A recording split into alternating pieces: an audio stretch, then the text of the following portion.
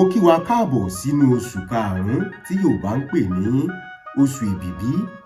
Lóṣù yìí, ibi ayé ò ní wọlé wa lágbára Elédùà.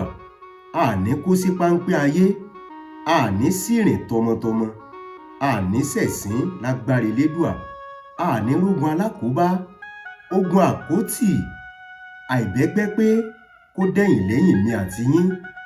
Olódùmarè kò ní jẹ́ a ṣìwàwù torí pé ṣìṣe báyìí ló máa ń bá ewúrẹ́ tó máa fi ń bá ìyá ẹ̀ lò pọ̀, a ní ṣìṣe. Bẹ́ẹ̀ sì ni ṣìṣe báyìí ló máa ń bá gbò tó fi máa ń bá ìyá ẹ̀ lò pọ̀, a ní ṣìṣe lágbára Elédùà. Inú burúkú ò ní bí èmi àti yín. Elédùà yóò máa ṣọ́ wa torí pé inú bíbí báyìí ló máa ń pẹrú, ẹ̀dọ̀ fùfù ló máa ń pàwọ̀fà. A ní ṣìṣe, a ní sinú bí lóṣù yìí láṣẹ Ìdùmarè. Táyà tọmọ wa, a ní ṣìṣe o. Ire ni tiwa lóṣù yìí. Ire o.